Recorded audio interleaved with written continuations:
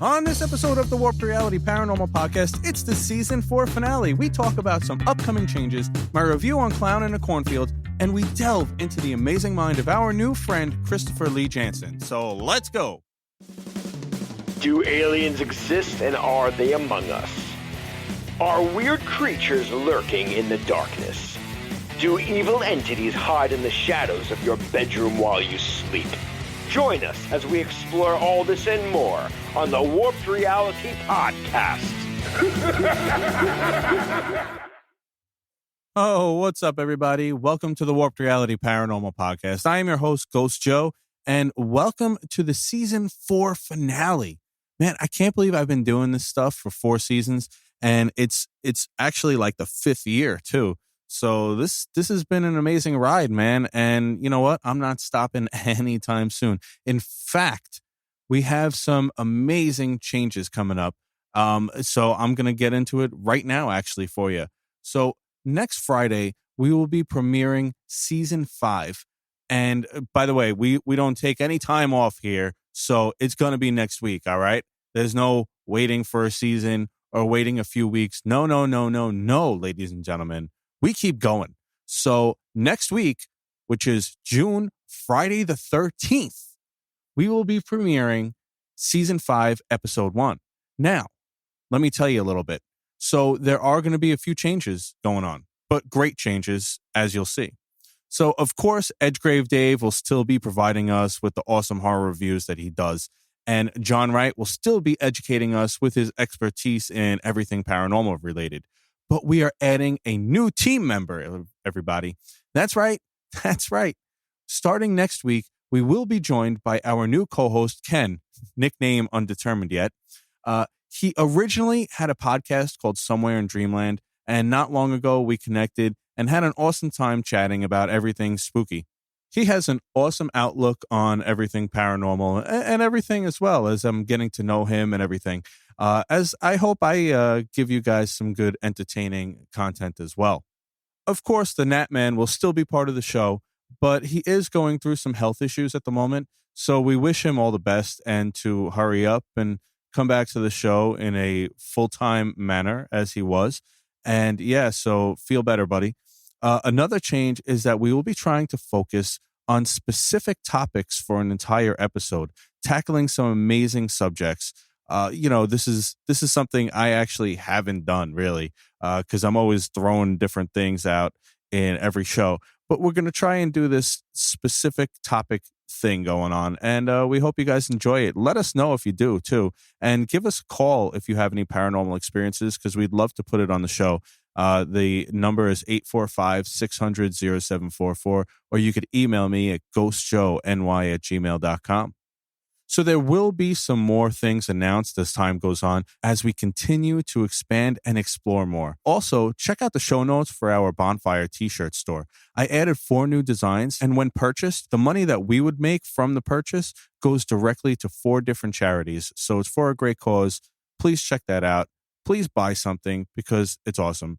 And also, in just a moment, we're going to be talking with Christopher Lee Jansen. He's an amazing guy. He tells us all about his fascinating experiences as a medium, tarot master, paranormal investigator, and astral projectionist. First, though, let's talk about a movie that I recently saw that kind of fell beyond the wayside for some reason, Clown in a Cornfield.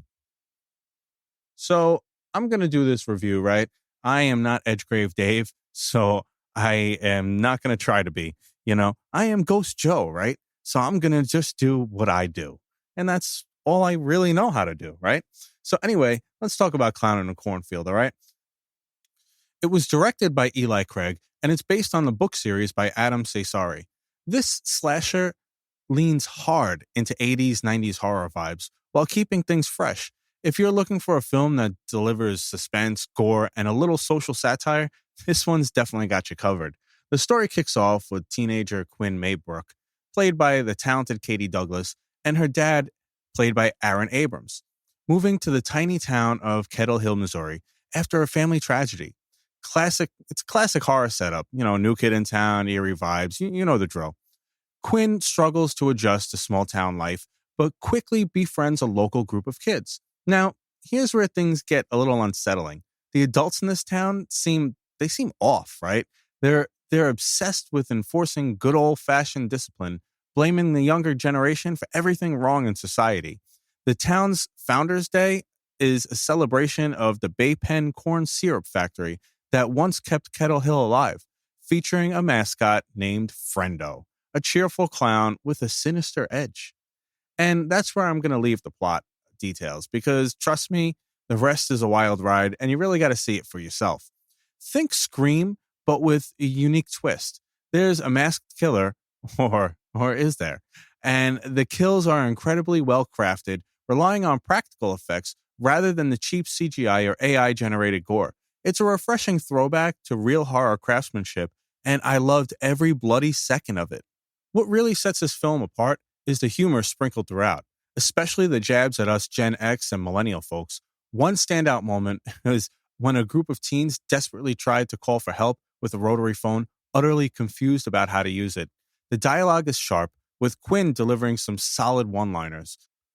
One of my favorites is when your dad asks you if you want to learn how to drive stick, you effing say yes. And there's plenty more, man. You got to know the context of the movie to get that one. But this movie is fast-paced, entertaining, and packed with twists that'll keep you hooked.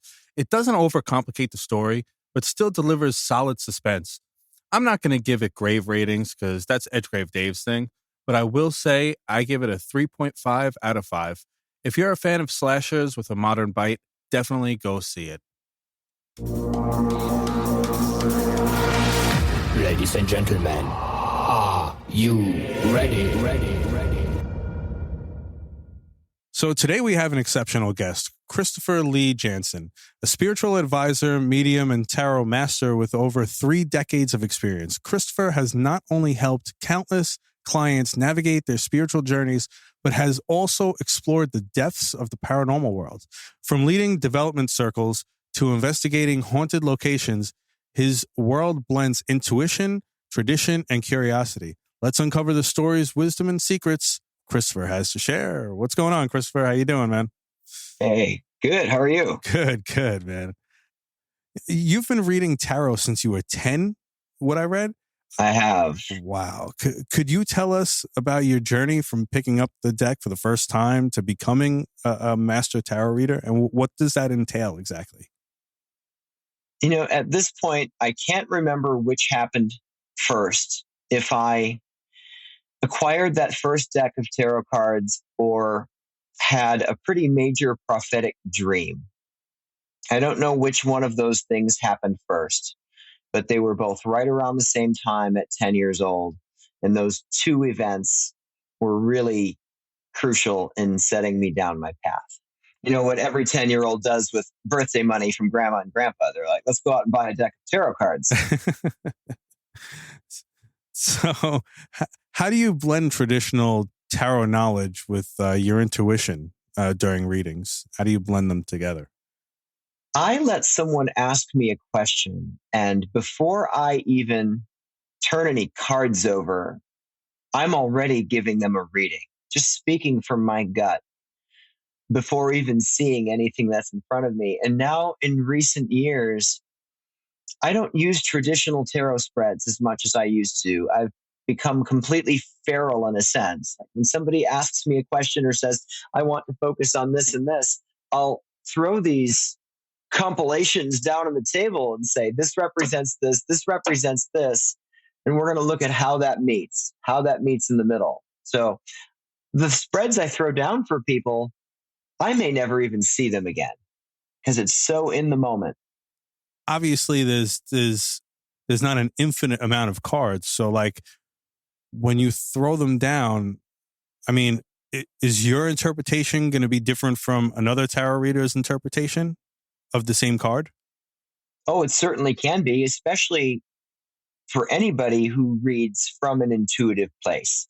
It can absolutely be a different interpretation. And part of what goes into that interpretation is not only what the cards say, but the energy between me and the individual in front of me. The energy between that individual and another reader would be entirely different. And I really think that energy has a lot to do with the interpretation and the message that comes through. Now, can you share a memorable experience from leading mediumship development circles? What exactly is that?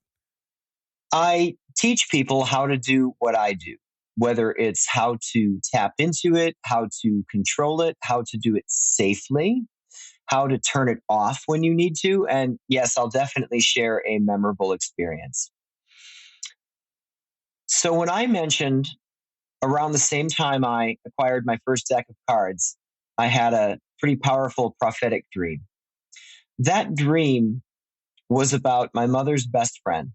I had a dream that she passed away, and she was a healthy 42-year-old woman. There was nothing in the world wrong with her that anybody, much less a 10-year-old boy, should be thinking about her death or dying. 3 days later, she died. She died of a brain aneurysm. And I've discovered since that whenever I have a dream of someone passing away, it's 3 days.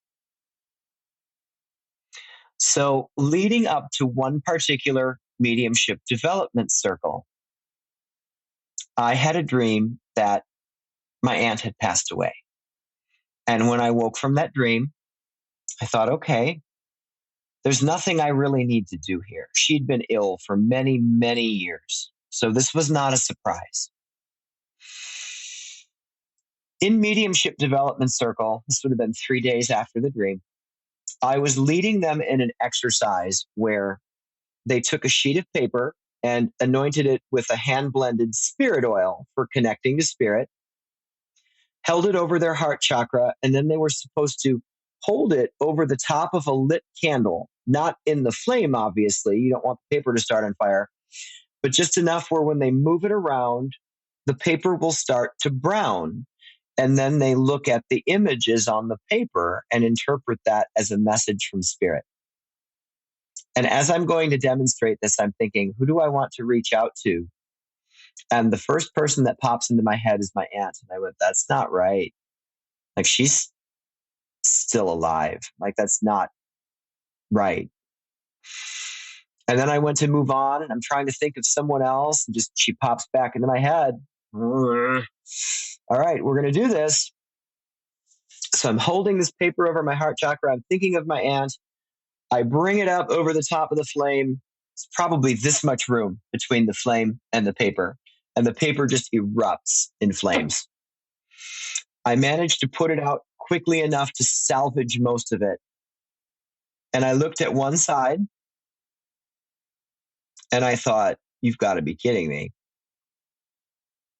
And I looked at the other side and I thought, I've got to sit down. So I sat down and I showed everybody the first side of the paper. And I said, what do you see?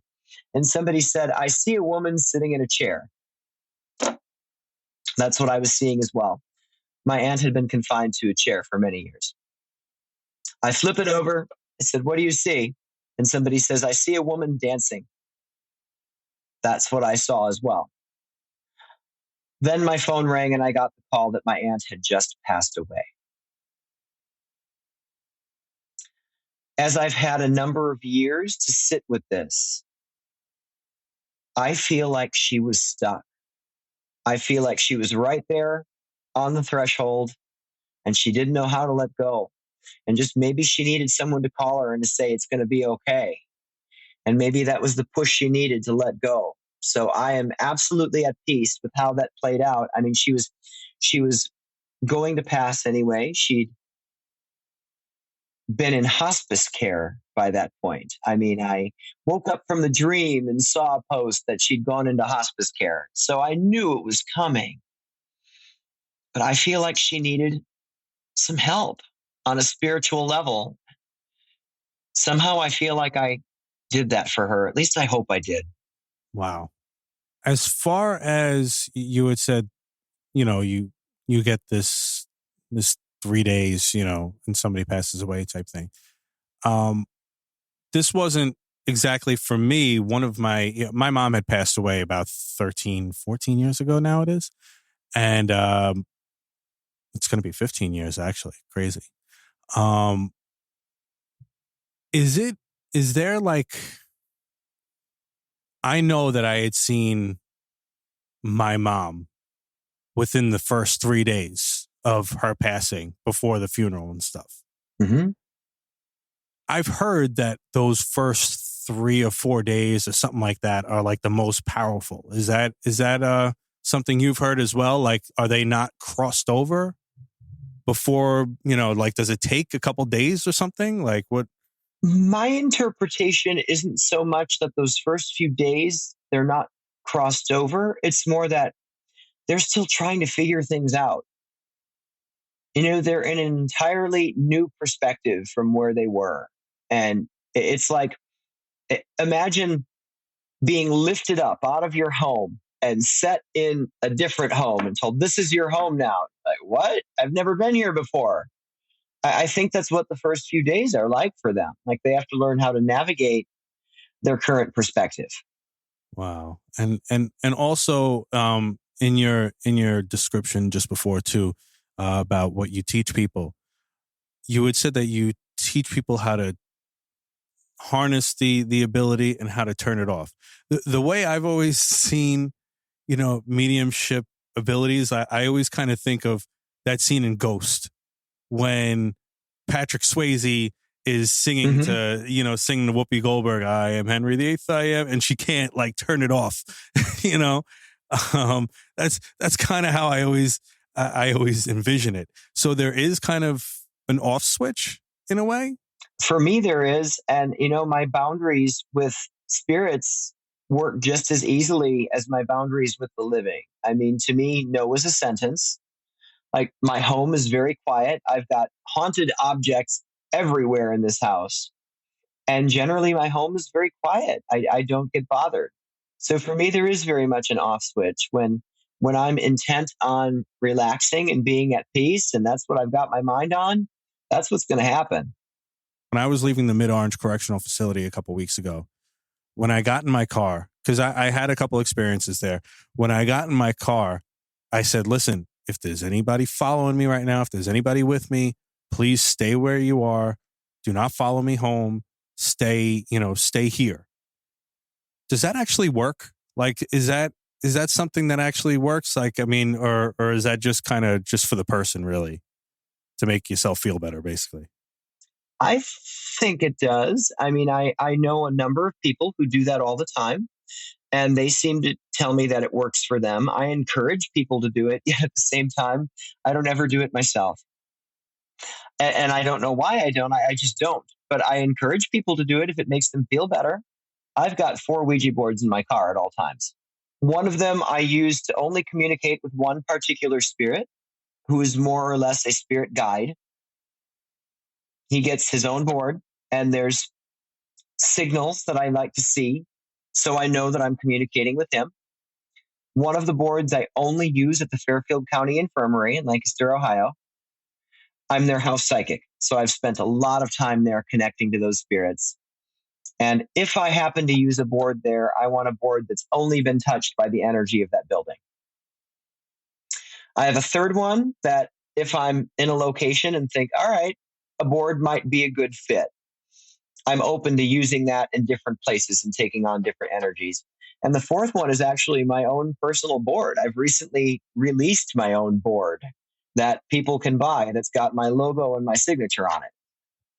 So I've had some fantastic experiences with them. I teach people how to use them respectfully. I think that's one of the first and foremost things, is using them respectfully. That's huge. The other thing I was going to, with the story you told, when you said you've got to go back to wherever you came from. One night I was leaving the Fairfield County Infirmary. I was about 6 miles down the road. I looked in my rearview mirror, and the man whose spirit is in room 308 was in the back seat of my car. I could see him in the rearview mirror, and I slammed on the brakes, and I was like, no, this is not okay. We're not doing this. You've got to go back. And his energy dissipated very quickly.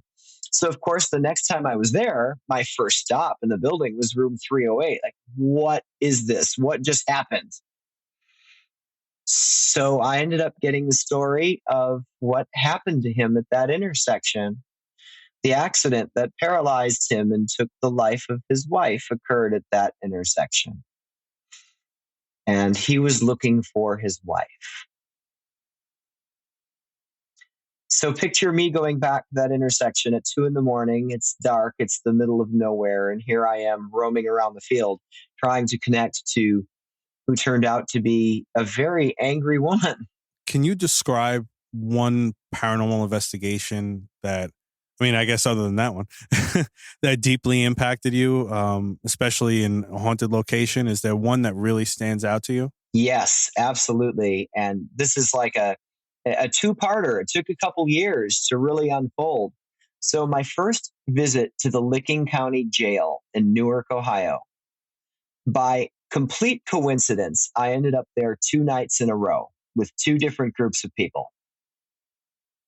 So the first night was just about me getting my footing and learning the building and tapping into little things here and there. The second night, I thought, all right, I'm going to go and revisit some of these things. So the group I was with that second night, I didn't really know these people at all. I'm sitting in base camp eating a piece of pizza, and there's a set of dowsing rods sitting on the table. And this young woman comes up and grabs the rods, and she's standing there with them. It's clear to me she doesn't quite know what to do with them. I look at my phone. I have a message from someone who's at the Fairfield County Infirmary telling me that a guest of their flashlight tours had just come up to them and told them that they connected to the spirit of a little boy who said he needed my help, but he understood that I could not help him because I was at the jail helping Julie. And I'm thinking, I'm not really doing anything right now. I'm not helping anybody. I am contemplating another piece of pizza. That's what I was doing at the moment. So I'm so perplexed by this message. I read it out loud. And when I read it out loud, the rods this girl was holding in her hand crossed instantly. The poor girl was so startled, she went to throw the rods. And I said to her, please don't do that. I think you and I are about to go on an adventure together. So she's holding the rods, and I asked, will you please uncross the rods? They uncross. And I said, can we use crossed for yes? They cross again. Please uncross. My next question was, are you Julie? And they crossed. I said, okay. Julie, I'd like you to use the rods to point to me where you want me to go. What do you want to show me? So the rods turn toward the stairs. And this poor girl holding the rods is looking at me like, oh my God, what do I do now? Follow the rods. You and I are going on an adventure together. I mean, this is why you came to this place, you know? Like that's why you came to one of these events, right? For sure. So the rods take us to the stairs. We go up the stairs. They point to a room in the sheriff's residence. And I go in and I recognize the room from the night before as a room that was set up with a child's bed and some toys. And I looked at that bed and I went, I remember looking at that bed last night and thinking, it's backward.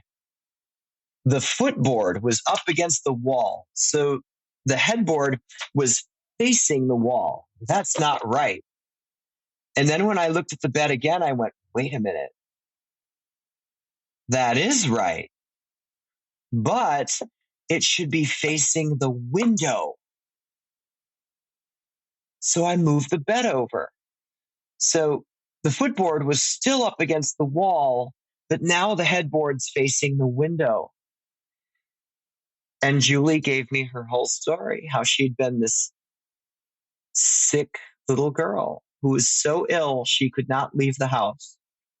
And her mother had set her bed up to face the window so she could look out and feel like she was partaking in the real world.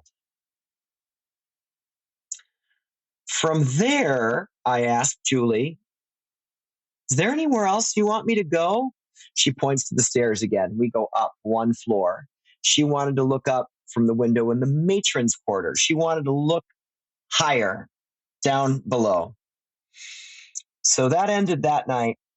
Over a year later, I go back, and my first stop is Julie's room. The bed is gone. The furniture was gone. I didn't feel her. Couldn't connect to her on the rods. I started crying. I was so upset seeing that bed was gone. So I managed to shake it off. We go upstairs to the matron's quarters. I walk into this little bathroom and I get this image of a woman, this very stern looking woman, just professional. She's put together. I'm like, all right, this was not an inmate here. I think she worked here. I think she worked with jail records. And then I hear someone yell from the other room, I think I found the bed. So I go running and I look in this closet and there is a bed that had been dismantled. It was not the same bed. The head and footboard weren't the same. So I'm now standing in this room with all these people and they're putting out equipment, cat balls and music boxes. And after a few seconds, I said, that music box is going to go off in 3, 2, 1. And it went off. And they said, how did you know that? I said, because I could tell someone was just about to walk into the room. And I went, it's her. It's the woman I was seeing in the bathroom a few moments ago.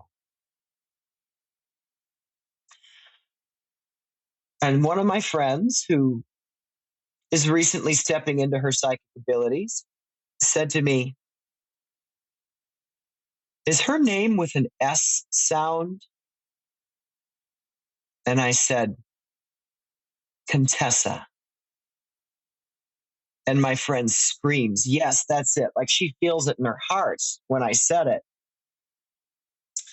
And somebody else in the room said, okay, can we call you Tessa? My head snapped and I looked at her and I said, no, that is for close friends and family only. You will address her as Contessa. I was like, oh my God, I'm so sorry. It's like, I didn't mean to snap at you, but that's just where the energy was. So we start asking her some questions. She's lighting things up for us. We confirm that she worked there in the jail. She worked with records. There were some records that were not kept accurately, but she had to keep her mouth shut in order to ensure that her family was safe. And then when we start talking about her family, I said, did your husband pass away young? Yes. You had a son who left home and never returned. Yes. You had a daughter. Yes. She was a sick little girl. Yes. Her name was Julie. Yes. I had to grab onto the door. I thought I was going to faint. The energy was so strong. I don't think I've ever felt anything quite that strong. But the end result of that was taking Contessa upstairs to the room where Julie wanted to look out the big window so mother and daughter's spirits could come together. I'm almost tearing up thinking about it. It was so powerful. So did you ever connect with Julie after that? Or you had never connected with her? I did not. I did not connect with Julie, but I did have another very interesting experience that night. Do you know anything about the Licking County Jail? I know I've heard it through my, podcasting and watching all the shows and stuff like that, but I don't really know anything about it, no. One of the most well-known stories out of the jail was of a prohibition deputy whose name was Carl Etherington. Carl shot and killed someone in a prohibition raid. And they took him to the jail where an angry mob broke in, took him out into the street, and killed him.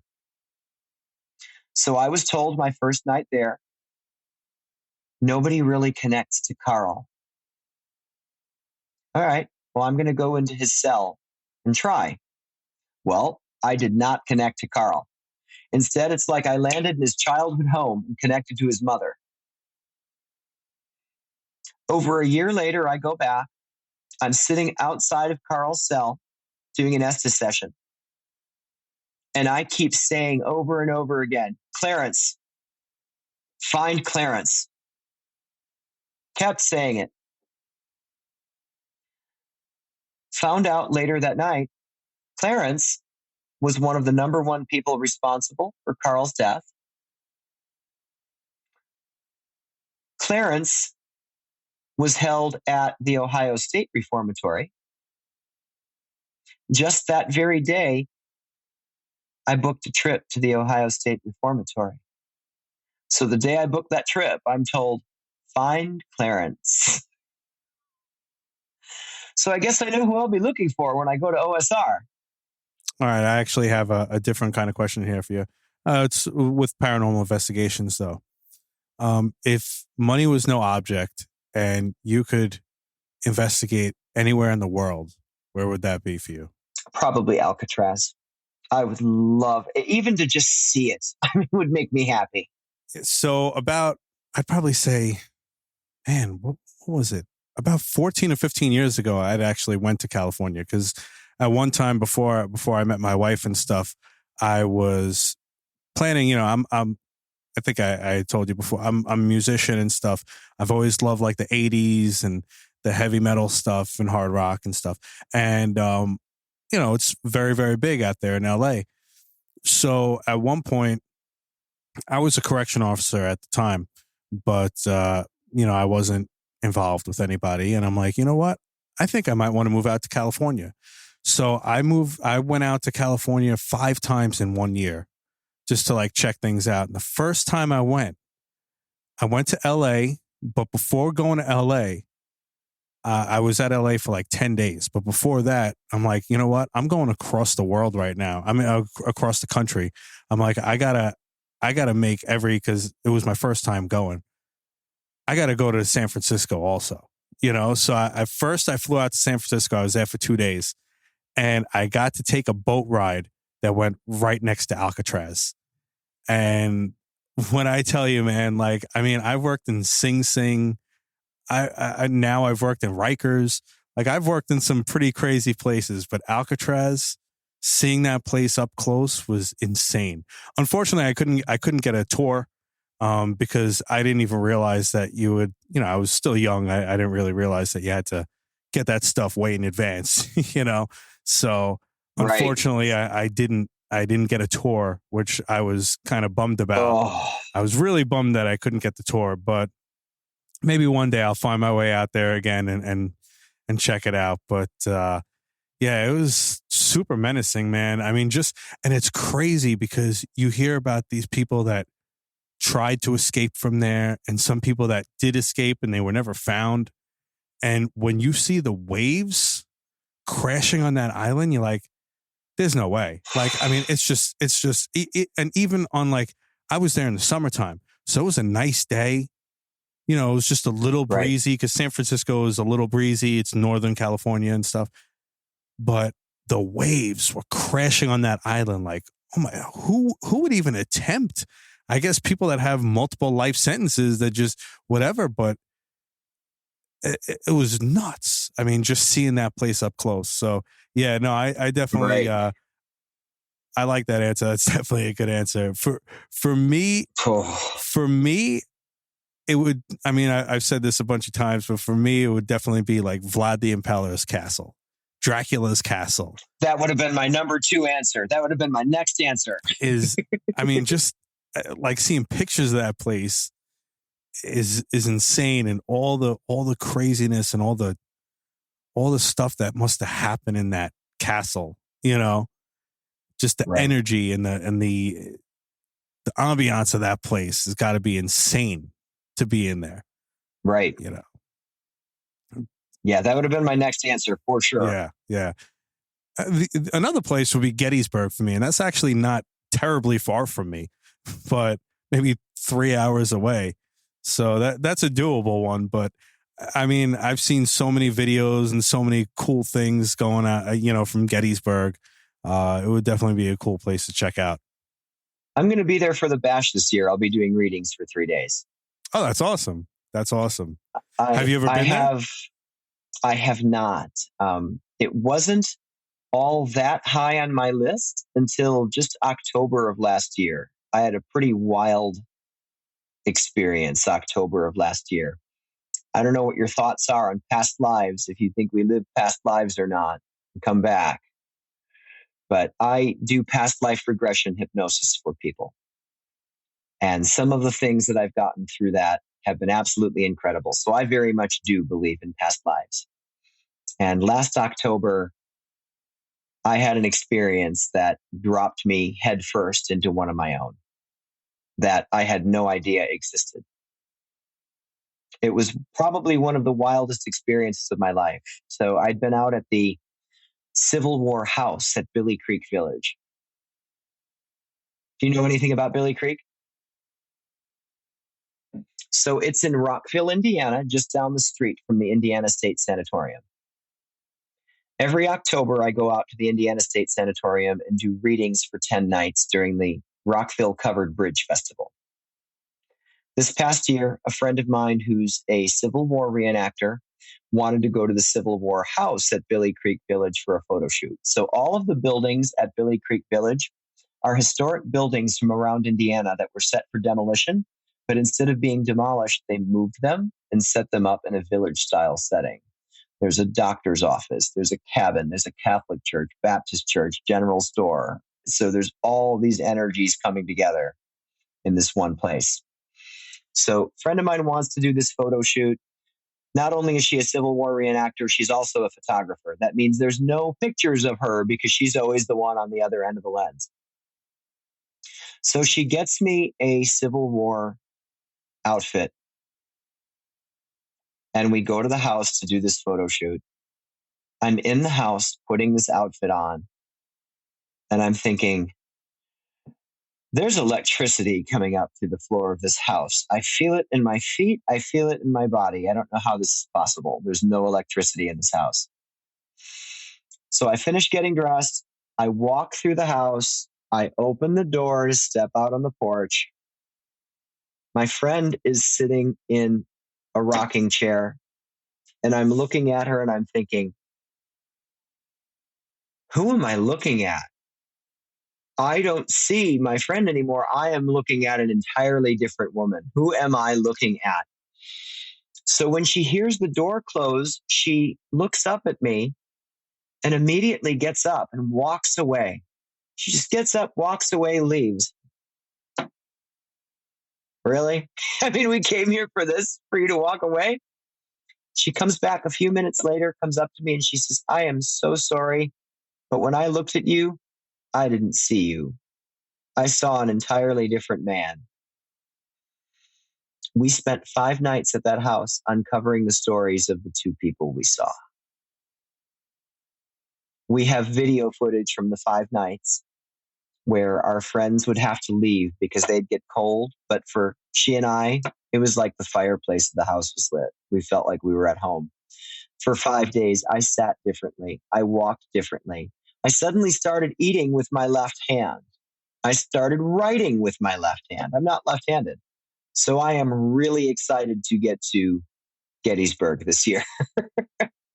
Wow. Yeah. Now you had mentioned hypnosis, right? Hypnosis has been like an insane obsession with me since I was a kid. Okay. I've always been interested in that field. I mean, to the point where I've read a million books on it. I've watched a whole bunch of things. I could probably do it if, with all the stuff that I've been learning, throughout the years since I was a kid, basically. Right.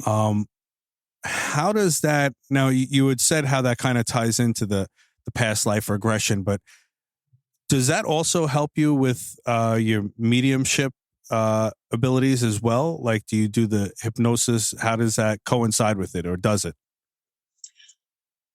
I have some of the things I try to teach people in circle. I've used some of those techniques through hypnosis to help put those in their subconscious. So they use those techniques more automatically. Okay. Okay. And where did you learn hypnosis exactly? Through the Hypnosis Motivation Institute, HMI. They're based out of California. One of the most interesting things I've done with hypnosis, I had someone contact me one day and ask me if I could hypnotize him to better play the bagpipes. And I was like, well, I'm not sure. So talk to me about what does it mean to better play the bagpipes? And he starts talking about working with a new teacher, and she wants him to make these changes and change this hand position. I'm like, stop, slow down, and say that again. So now I'm taking notes. I'm writing down all these changes his new teacher wants him to make. It's like, there's your session to implant those changes in his subconscious. So when he goes to pick up those bagpipes, just the hands just land where they're supposed to land. That's what we did, and it was successful. But I had to think that one through. I don't know anything about playing the bagpipes. Listen, nothing against people that play the bagpipes. I've been a musician for most of my life, but I don't understand it. Like everything that comes out of the bagpipes kind of sounds the same to me. I mean, to each their own. There's music and art and everything. But for me, I never understood the bagpipes. I don't know. One of my former ballroom dance students from many years ago, I teach ballroom dancing as well, used to tell this joke over and over again. It was just his favorite. What's the difference between the bagpipes and an onion? No one cries when you chop up the bagpipes. I like that. I like that. And I think his wife was rather a big fan of bagpipe music. So every time he'd tell the joke, you could just see that she was not amused.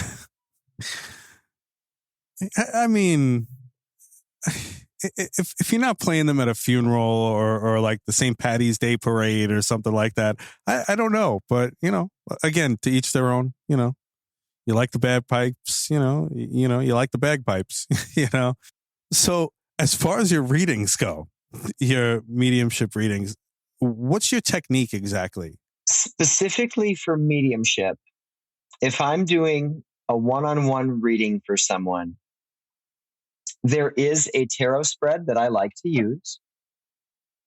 Now, I will more often than not turn the spread upside down and just talk before I turn any of the cards over. And as I talk, I can see when I'm hitting things with these people that resonate.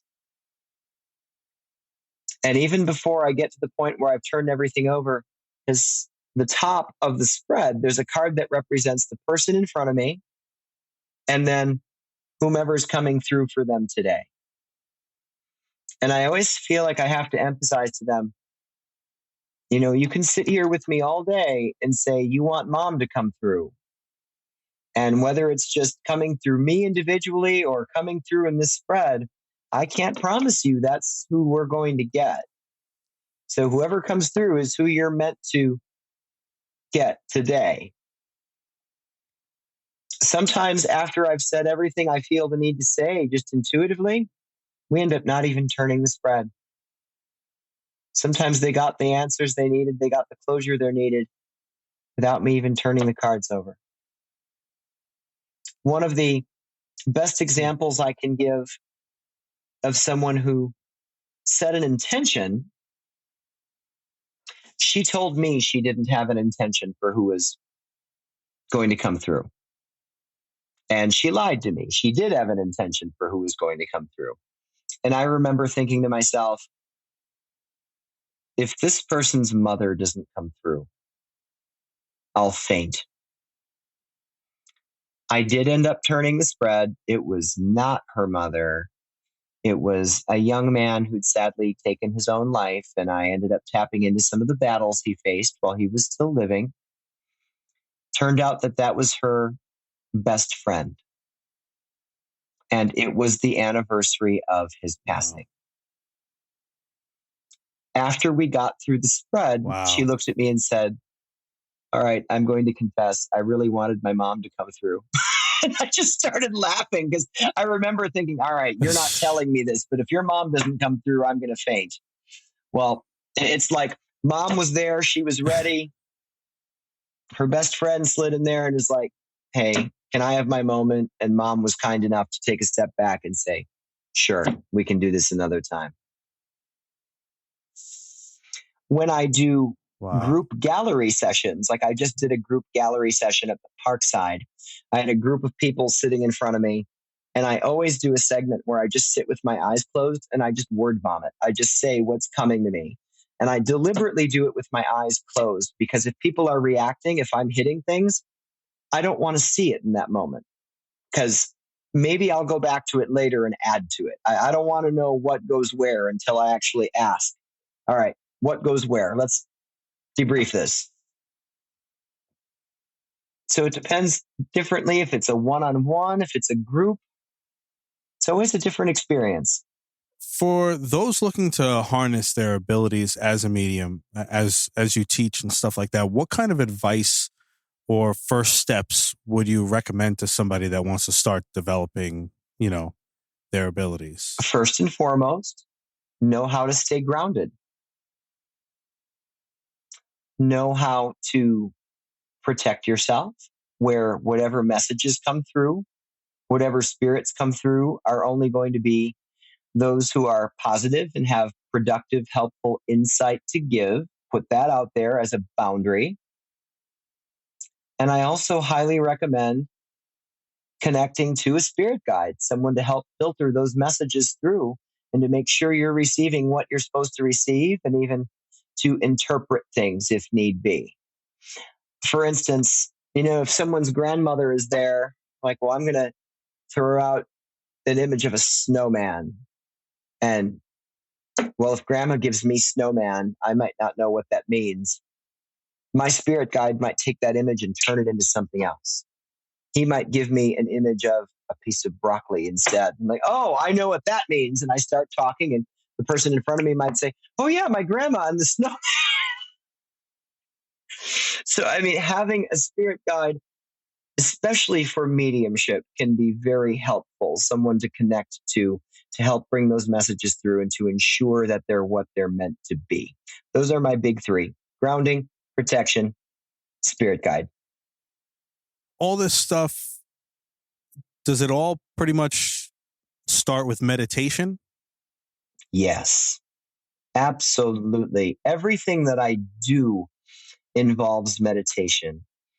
When like at the Fairfield County Infirmary in a few weeks, I'll be leading my first psychic public hunt of the year. We do our public ghost hunts throughout the year, but I do a handful of psychic hunts where I lead the evening. We do different psychic techniques, different ways of connecting, and almost always I do a board session in one of the rooms.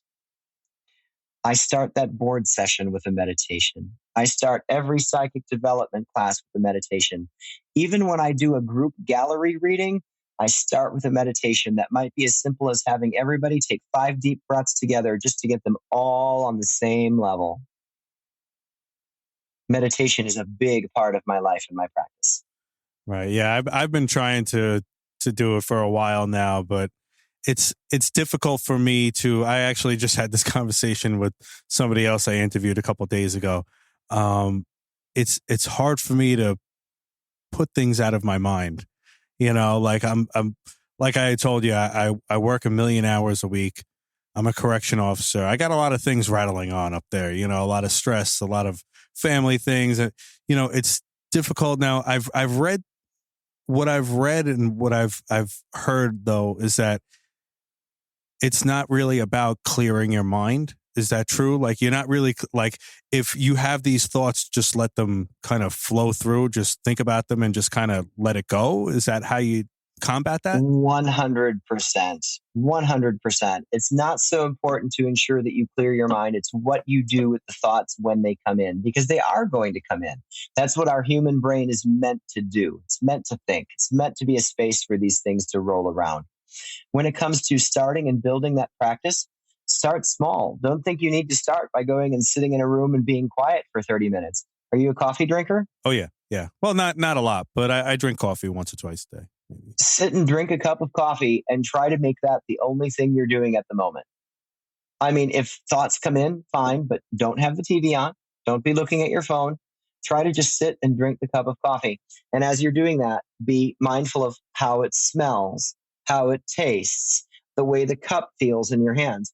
Then when you're done, even going to the sink and washing that cup by hand can be a meditative experience when you're noticing how all of these actions and movements feel. And you're really focused just on what you're doing in that moment. Start small. Wow.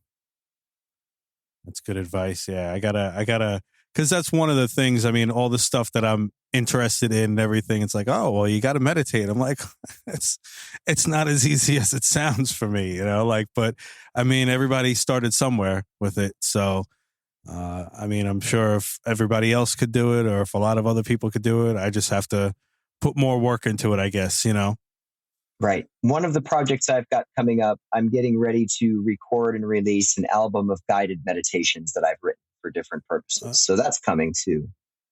Excellent. That's awesome. So before we close it out, I'm going to go into like this. I don't know why I labeled it as a lightning round, right? But it's really just to see what you think about certain topics and, see where we kind of stand here. Right. Now, obviously, the first thing I said was ghosts and hauntings. We don't really have to go over that. We kind of know where you stand with that. Right. What about UFOs and aliens? Do you believe in it? Do you want to believe in it? I do believe in it. I've not personally had any experiences. I can't recall anything in my life that I've seen that's solid enough for me to be able to make the claim that I've seen something.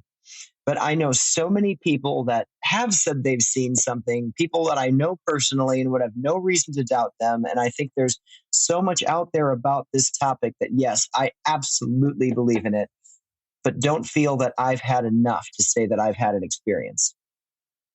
Gotcha. What about cryptids, Bigfoot, the dog man? I do believe in cryptids. I definitely believe in Bigfoot for sure. Again, I can't say that I've seen Bigfoot. I've heard things when I've been out in the woods and in certain places that are inexplicable to me, that maybe it was Bigfoot, maybe it wasn't. But I think there's been enough glimpses and sightings and just overall evidence that I do believe in it very much. As for other cryptids, yeah, I think there's a reason why we say the things we say. There's something there. Bigfoot would be the number one on my list. I will say that I was investigating Crescent Sanatorium and Prison in Crescent, Pennsylvania, and standing outside at night, just staring off into the distance, and something ran by me. Something ran in front of me down the path. And I couldn't even tell you what it was. It wasn't human. It wasn't animal. I've never seen anything like it. And I'm just standing there like, is this like one of those things that I see as a psychic and nobody else would see? I've got some friends several feet away standing at the entrance to a building, and I hear one of them say, "Did you see that?" I'm like, "Oh, okay, everybody saw it. I'm going to go inside now." Because whatever it was, it made me feel like I remember specifically what I said. I said, "You're fine when you see it. The problem is when it sees you." And I don't know what this thing was, but I remember making that statement and just thinking, "Ooh, that's not okay." So yeah, I saw something out there, and I don't know what it was, but it was something. Right. I mean, for me, cryptids, I mean, look, the gorilla was once a cryptid, Right. It's just, an animal or a being that we just haven't, or that science hasn't completely discovered yet, Right. They were cryptids, I mean, that's just how they are. So, but yeah, I would say Bigfoot, I believe in Bigfoot for sure, because I just think there's way too many accounts of the big guy to for sure to discount everybody. So what about demonic possession? Okay, here we go. I'm going to back up just a little bit, and then I'll wade my way in. Sure. So all of these videos I see out there on YouTube of all these investigators going to these places and saying that they found demons, I have a really hard time with that. I've been to many, many, many places, and I have absolutely never encountered a demon. Demons aren't personally part of my spiritual belief system, but I feel that if they were out there, they probably wouldn't be lurking in an abandoned haunted building waiting to jump out at someone. I think they would be out in the world creating the most chaos that they can. As for demonic possession,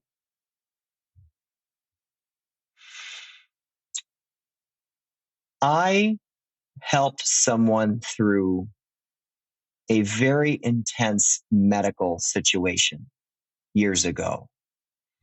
A medical situation that involved a 13-day intensive care stay and brain surgery. I mean, it was major.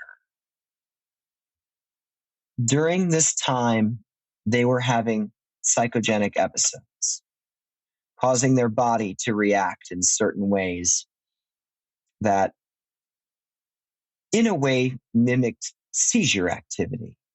But it wasn't seizure activity. There was nothing going on in the brain like that. So it was just the body's response to the stress that they were feeling. They were bringing this on as a psychogenic episode. And I think quite often people can do that, and it can manifest in ways that may look like demonic possession. Do I think demonic possession is a real thing? Yes. Do I think it's as frequent as what we see out there on YouTube? Absolutely not. I think it's a real thing, and I think it's very, very, very infrequent.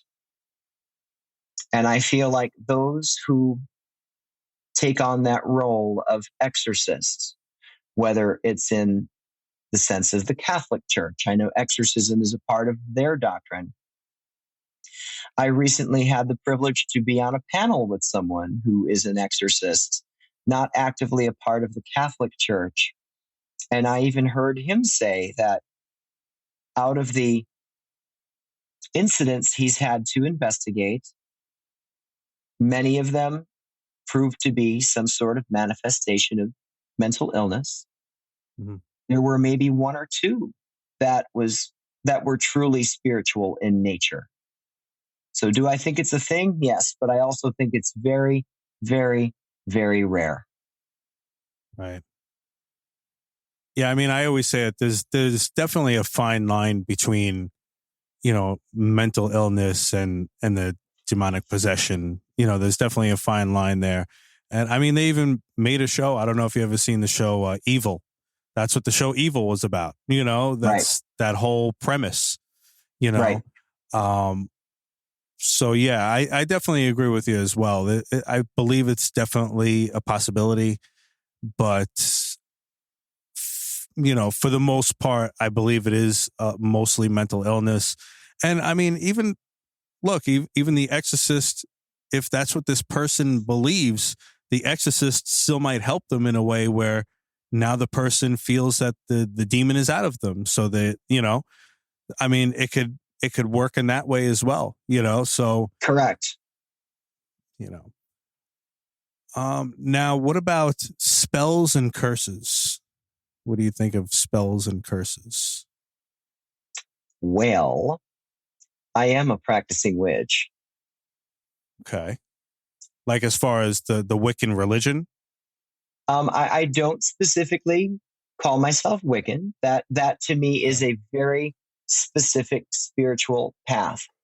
For me, being a witch, I work with nature. I work with the seasons. I work with the cycles of the moon. I work with herbs and oils and incenses. I work with my hands. I create things. I put intention into everything that I do with my hands. And that to me is a difference between being a witch versus saying Wiccan, which is very much a specific spiritual belief system. There's things there about Wicca that I very much resonate with, very much. But there are certain things there that I don't resonate with, so I would never use that word for myself. If I've got to take a part of that and set it to the side and say, nope, that's not me, I don't do that or believe that, then I can't call myself that. But what I do with my hands, when I create something and put intention into something, I'll call myself a witch. Gotcha. I don't do a whole lot with curses. I mean, there's definitely some karmic retribution that can come from that if you're not careful. I will say, last year out at the Covered Bridge Festival, I was going to go meet some friends for lunch. I'm like, I'll be there in 5 minutes. I have to go do something. What are you doing? I'm like, just give me 5 minutes. I'll be there. So I get to the restaurant. They're like, what did you have to do? I'm like, I was just in the woods foraging for poison ivy. Like, what? My trunk of my car has come to be known as my traveling apothecary, just filled with wild herbs. And I'm also a big gardener, so I grow a lot of my own herbs. But yes, to me, spells are intentions, and we can definitely accomplish a lot with our intentions. So yes. And how about time travel and alternate universe and alternate realities and stuff like that? I haven't had a lot of experience with alternate realities, so I'm going to say that I've got no reason to confirm nor deny that. I would absolutely not put my foot down and say, no, there's nothing to that. I haven't had experience there. As for time travel, I don't see why not. I mean, I've had some pretty strong experiences where I've astral projected my soul into a different location for a different purpose and then confirmed later on that I was there based on things I was able to say. I'm not going to give the name of the location, but there was a reason why I felt I needed to do this with a haunted location. Like I needed to get in those walls and check something out. So I meditated and let my soul go there astrally. And I'm walking around this house until it's like I run into someone. Like, all right, well, I think I'll leave now. So I come back to my body. I wake up and I have a message on my phone from someone asking me if I wanted to go to that location that next day. So, of course, I do. I go to the location. They give us a code to let ourselves in. And I'm sitting there in this dark room. The next room is lit up. And the building caregiver arrives after a few hours. I see him walk in and I think, that's you I ran into last night. All right. So he walks into the lit room. I'm still in the dark room. And he's like, well, is there anything I can do for anybody before I go? And I spoke up from the next room and I said, yeah, before you go, I would really like a tour from you. And he starts to say, sure, no problem. Then he walks in the room I'm sitting in and he sees me. He takes one look at me, turns pale and says, I can't, I've got to go. And he turns around and leaves. So I don't know if it was the sense of, I've seen you before. Maybe I had this dream last night and you were in it. So if I can do that, if I can astral travel, I'm going to say yes to time travel. I've never gone backward or forward specifically, but my experience there, I'm giving that a big yes. So I know this is going to be a much longer conversation as far as astral projection and stuff, but in that sense, though, I mean, because I had talked to somebody else, but I'm sure that there's different levels, and there's, the more you do it or the more you learn about it, the better you get at it. But I mean, if you astral project somewhere, can you move stuff, or it's just like your soul that's just going over there? Or like, do you think he saw you as like a spirit or something? Like, I mean, he might have, or thought he dreamt me. I don't know. Either he thought he dreamt me, or maybe maybe he did. I didn't think about that. Maybe he did see me as a spirit. And even though he's a caretaker in this very haunted property, just maybe he doesn't normally see them. right. And maybe in that moment he thought he was seeing one and it startled him. So, you just gave me a whole new perspective on that night. Well, that's the way, I mean, because I've never heard that somebody had actually, possibly, if he reacted that way, he must have, if you would have just seen a person, you'd be like, all right, well, didn't I see you yesterday? Or, you look familiar or something like that. But if he saw you as a spirit, like that would kind of, say like, oh, well, that's probably why he was so scared, so nervous when he saw you, there. I never even thought of that. That's very interesting. But that's always interested me up to, recently, especially about the astral projection and stuff like that. Cause I mean, that's just so interesting. And obviously, again, I know it's meditation and all that. So I'm going to have to get myself into that, I guess. And recently too, I had an experience where it's like, I just left my body and went somewhere in the middle of an Estes session. The session lasted about an hour, and then it took them another hour to get me out. It took them an hour to get me back because I was just gone. It's like my soul just up and went on an adventure. And I know where I went. I ended up going to Lilydale, New York, which is one of my favorite places on the planet. I mean, I was there recently coming back from an event at Wildwood, and I'd said, we have to stop at Lilydale on the way home. And my friend was like, it's really cold out. It was like in the 20s. Like, I don't care. I can't be this close to Lilydale and not stop. I'll die. It's like, I'll die if I don't go. My soul loves that place so much. So it finds ways to go there, even when my meat suit's not going there, so to speak.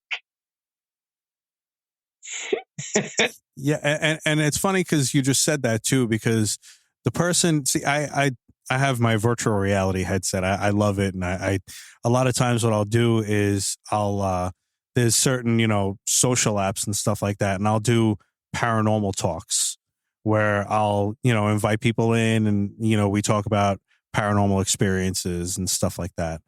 And, I'm no expert in any of it, but I've had a lot of experiences. So, I tell my experiences, and I like to hear other people's experiences as well, because it's good when you could tell your experiences and not get judged about it, and that's what I've always tried to do. And that's what I've actually tried to do with this podcast too. That's the main reason why I started it, was because I wanted people to call in and tell their experiences. Unfortunately, nobody ever calls, but it's okay. It's okay. Maybe someday I'll get people calling, but I like hearing other people's experiences. And this one guy had said, that he astral projects. And I think he said he had just started doing it. But what he had said was, when you start to do it, don't be afraid. He said, because sometimes it might take a while to get back into your body. Sometimes it's difficult to do that. Is that part of it? Like, you have to learn how to harness it a certain way? Or I agree with that. Not only can it be difficult to get back in, but I think when you're starting to go for the first time, if you resist it, to me, the sensation that comes from resisting it is like the worst sleep paralysis ever. It's like you feel like you want to get up and you can't. You feel like you just suddenly weigh 3,000 pounds. And even the act of lifting your arm it takes tremendous strength and energy because your soul is trying to go and you're resisting, you're fighting. So, I mean, yeah, getting back that first time can be a little challenging, but it will happen. And to me, even more so when you first start to go down that road, if you resist it, it's going to hurt. I mean, it's awful. I don't think I've ever actually experienced sleep paralysis, but when I realized what I did experience a couple times was my soul getting ready to go on a journey and me fighting it, I'm like, oh, that's what that would feel like. Yeah, I remember one time, this was years ago, it must have been maybe probably not even a year after my mom passed away, but I remember laying down on my living room couch. This was before I was married and everything and had my own house. And I remember I had thought it was something different. I had thought that like I was going up to see my mom, you know? Mm-hmm. But now that I think about it, it might have been that, because I remember I was going up, and I mean, it's amazing. I mean, obviously, you know, things could be dreams, but you can kind of tell when something's a dream and what's not. I mean, I've always been able to lucid dream all my life. So I kind of know when I'm dreaming, I know when I'm dreaming at all times. Right. You know, so I know that this wasn't a dream. And I remember going up, and then I don't know if maybe I got nervous or scared, and I just slammed back down, and then I woke up and I'm like, oh, what the hell was that? You know? Yeah. And like I said, at the time, I thought maybe it was like me going up trying to see my mom, and then them saying, nope, that's not happening. And they slam me back down. But I mean, it could have been the astral projection now that I know more about it. Right. Yeah. It sounds like it could have been. Yeah. I mean, the best way I can describe it is, you know, when you're starting to go, if you're resisting it, it's painful. I mean, those 2 times that I can think of where now I know what was happening and I was fighting it. Oh, I wouldn't do that again. Just that heavy feeling, horrible. What do you have coming up in the near future? And for people that want to reach out to you about any of your services or anything that's going on, how could they do so? I've got all kinds of things coming up in the near future. Just this coming weekend, I'll be out at the old Paulding Jail for a psychic fair.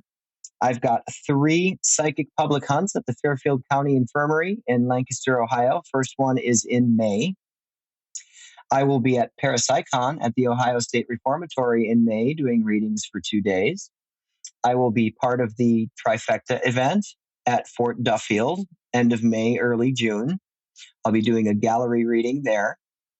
I've got my own psychic events at both Bihl Manor, end of June, and the Ross House in Bel Air, Ohio. I have another one of those out there in November. I've got a couple other projects going on at the Paulding Jail. I'll be doing a gallery out there, another couple of psychic weekends.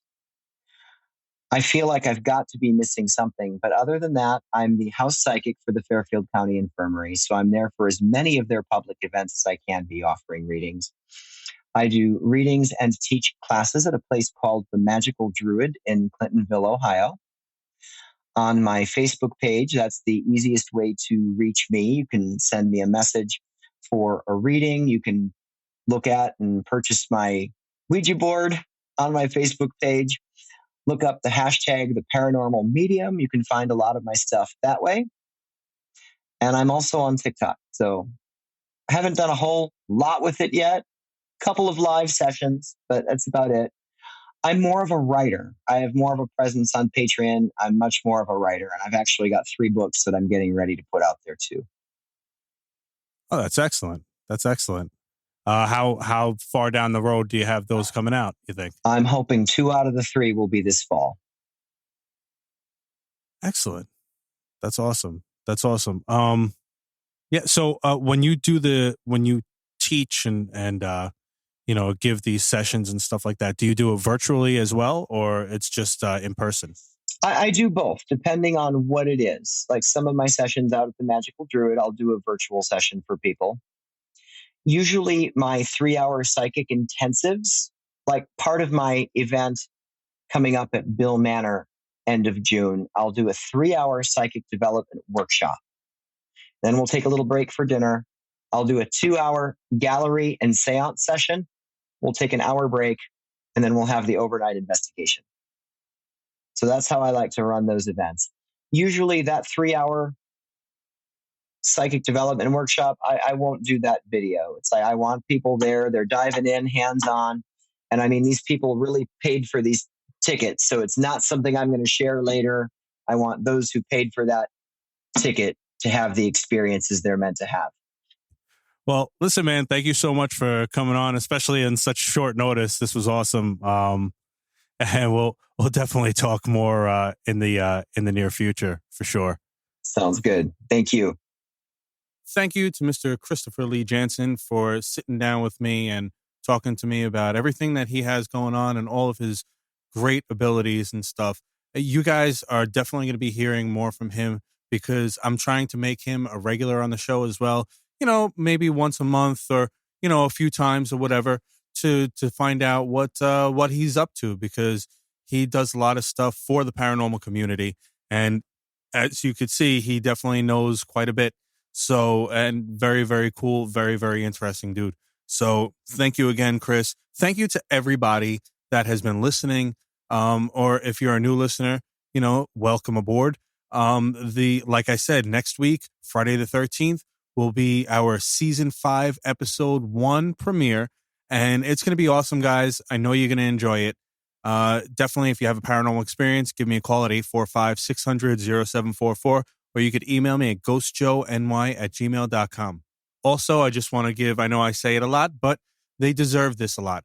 Thank you very, very much to my boy Edgegrave Dave for always being there and for always giving me awesome, awesome content, as well as my other buddy, John Wright, for doing the same and keeping us informed about different things and giving us his expert opinion on everything from Bigfoot to UFO whistleblowers and paranormal stuff and everything. So thank you, thank you, thank you. Also, thank you to my co-host, Nat Man, for being there as well. I hope I get you on more shows when you feel better. Thank you to Ken.